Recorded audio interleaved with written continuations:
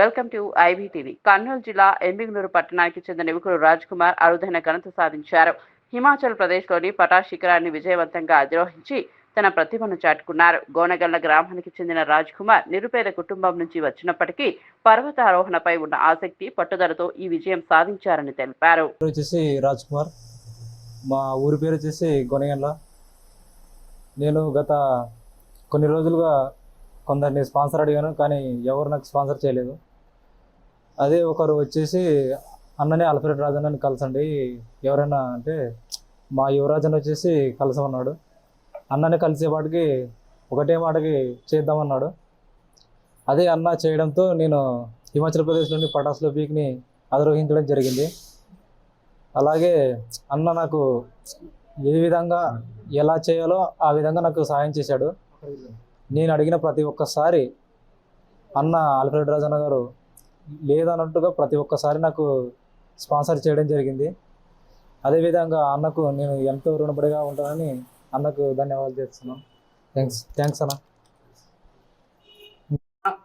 ఈ పశ్చిమ ప్రాంతంలో ఇలాంటి పేద బడుగు బలిగిన వర్గాలకు చెందినటువంటి విద్యార్థులు కావచ్చు, కుటుంబాలు కావచ్చు, ఈ రోజున అలాంటి వ్యక్తులకు మొట్టమొదటిగా సహాయార్థం గుర్తొచ్చేటువంటి వ్యక్తి ఎవరైనా ఉన్నారంటే అది డాక్టర్ మల్లెల ఆల్ఫ్రెడ్ రాజు అని కూడా నేను ఈ సందర్భంగా సగర్వంగా కూడా చెప్పుకోగలను. ఎందుకంటే ఇలాంటి అనుభవాల్లో ఇలాంటి ఎక్స్పీరియన్స్లు మాకు కూడా ఎన్నో ఉన్నాయి. అన్నదారం మనం చూసాము కూడా.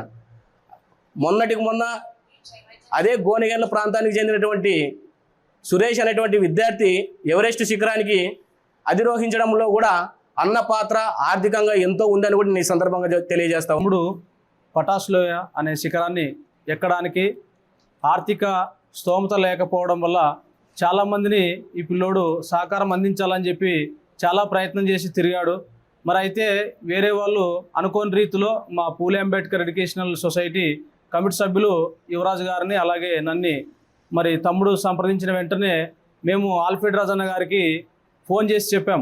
అయితే అన్న వెంటనే సరే రండి తమ్ముడు అని చెప్పి అన్నగారు ఆహ్వానించి మరి రాజ్ కుమార్ గారు ఇలాంటి ఎవరెస్ట్ శిఖరాలని అధిరోహించడానికి మన వంతుగా ఖచ్చితంగా ఆర్థిక సహాయం అందిస్తామని చెప్పి అన్న ఆ రోజు వెంటనే మరి ఆర్థిక సహాయాన్ని అందించాడు.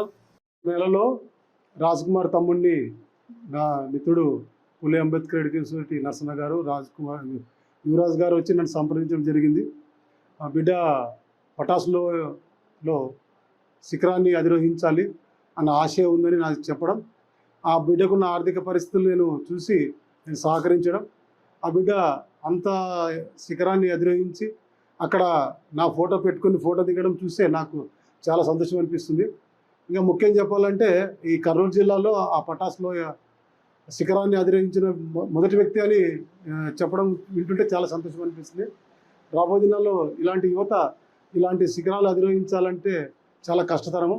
అయినా కానీ అటువంటి కష్టతరాన్ని ఇష్టంగా ఎక్కినటువంటి తమ్ముడిని అభినందిస్తూ రాబోయే దినాల్లో తమ్ముడు ఇంకా ఎవరెస్ట్ శిఖరాన్ని అధిరోహించాలని కోరుకుంటున్నాను. దానికి కూడా ప్రత్యేక సహకారం నేను అందిస్తాను. నాతో పాటు నా స్నేహితులతో కూడా ఆ బిడ్డకి ఇప్పించి ఆ బిడ్డ కూడా ప్రోత్సహించే ప్రయత్నం చేస్తాను. Thanks for all.